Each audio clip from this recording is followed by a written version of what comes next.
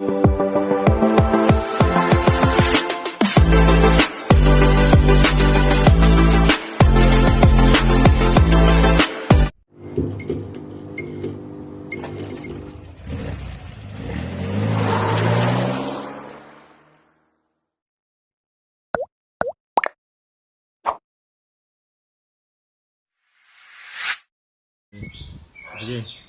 Yan. So, okay na. Nakita po ninyo.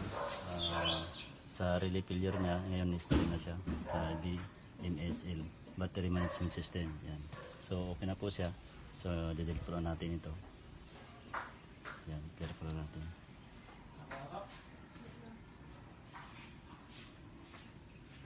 Yan. So, okay na. Yan. So, ito po initialize po lang natin.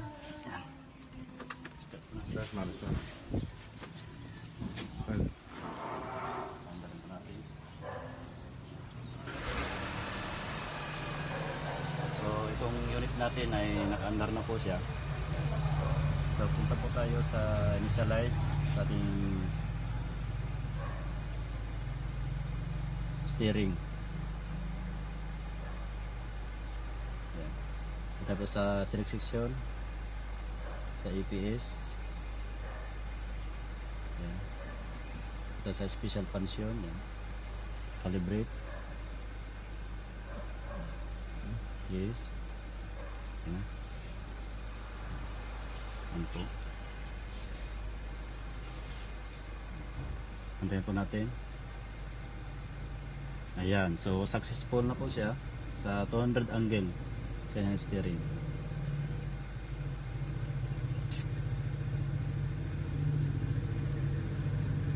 Red codes natin kung meron pang ETC.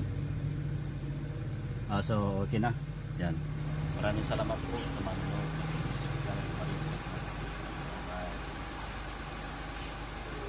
One, two, three, go. Yan. Ito na po yung in-scan namin na din-diagnose. Yan. Ito po yung lumabas. Ito po yung lumabas niya sa relay failure sa BMSL Battery Management System. Yan. So po nag-current po siya doon sa BCG. Yan. Ito po ay initialize sa error current sa EPS Electronics. Madali lang po yan kasi kung nagkakalibrate natin yan. So, return po natin.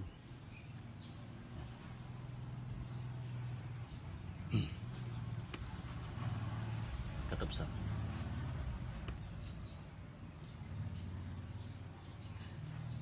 So, babasa natin ulit.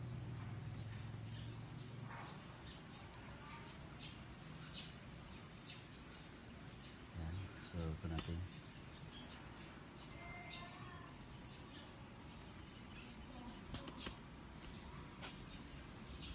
Nagahang na. So, yan. Clear natin.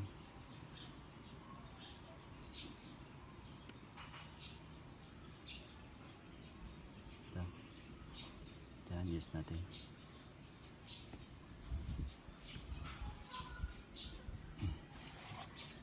So, subukan natin kasi nakabit na natin yun. Katop sa? Katop. Okay. So, ito po yung wire niya, yung DSG. Yung papunta dun sa 48 volts. Yan, dito na-connect sa may generator niya, sa alternator. Yan. Generator kasi tawag na ito, assembly na po ito. Ito ay bagong design sa Geely na brand, Aquabango. Ang ganoon po sa mga Conray at M-Grand. Yan. Yan po. So nakabit na namin. So i-check namin po yung doon sa may dashboard.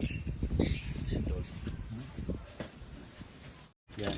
So linalagay ko ng connection niya. Ito yung sa may battery niya. Sa may generator. Kasi dalawa kasi po ito. Connect lang.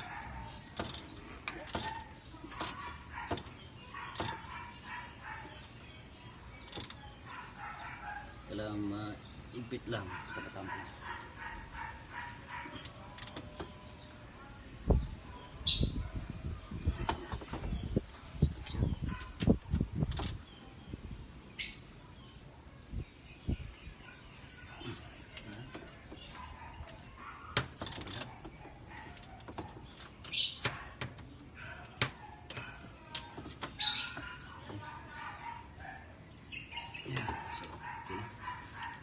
Ganun.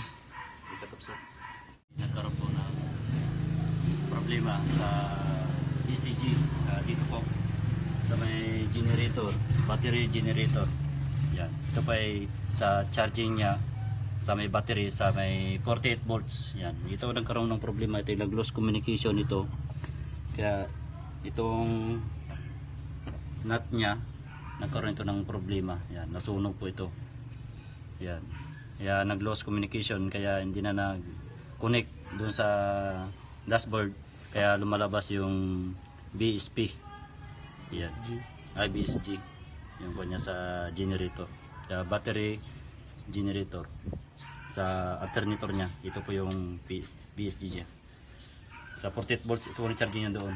Kaya hindi po makapaandar ito kahit anong gawin doon. Walang start na mangyayari doon. Tapos in-check ko naman itong battery niya. Yung battery niya dito.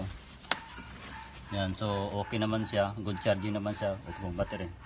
So walay na nangyari na cranking. So higpitan ko na lang ito. So may battery connection niya. PSG.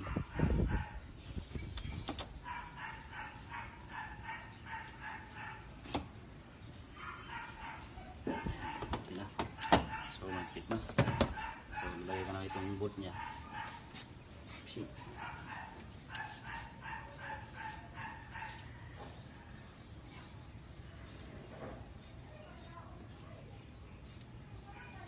Tatapsan mo suro? Okay na? Oh, yun na.